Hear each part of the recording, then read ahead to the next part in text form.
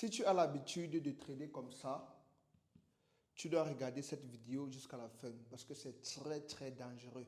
Ça, c'est ce que 90% des traders font.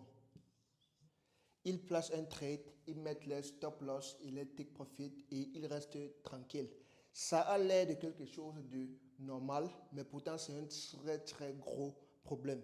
Et dans cette vidéo, je vais t'expliquer exactement pourquoi. Quand tu places une position comme ça, il y a plusieurs choses qui peuvent mal tourner. Par exemple, tu peux placer un trade comme ça, le prix vient, ça touche ton take profit, tu es content, tu te fais des bénéfices, mais après le prix continue à monter, ça continue à monter, ça continue à monter, ça continue à monter. Et après, tu te sens frustré parce que tu as laissé beaucoup de profits potentiels sur la table. Parfois même, il y a d'autres qui vont se sentir dans le FOMO et ils vont finir par placer encore une autre position loin ici en haut et après finir par cramer le compte. Ça arrive. Le conseil que moi je vais te donner, c'est de trader comme ça.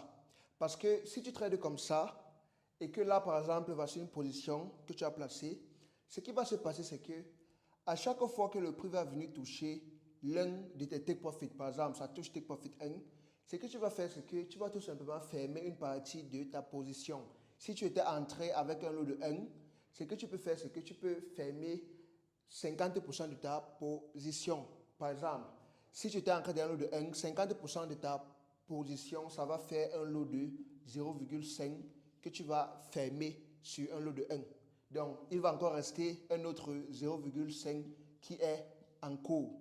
Maintenant, quand le prix monte take profit 2, quand ça touche take profit 2, tu peux encore dire que, ok, sur les 0,5 qui restent, je ferme par exemple 0,3 et je laisse 0,2 tourner. Et aussi, à chaque fois que tu fermes une partie de ta position, je vais te conseiller aussi de changer ton stop loss au prix d'entrée. Mettre ton stop loss au break-even.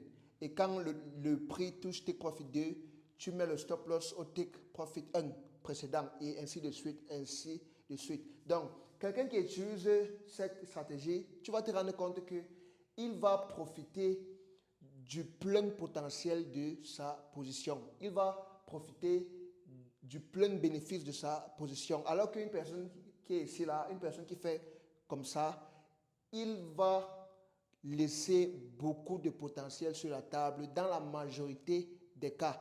Il y a encore une autre chose qui peut mal tourner quand tu trades comme ça. Tu peux par exemple placer un trade là et le prix vient à côté de ton take profit. Et après,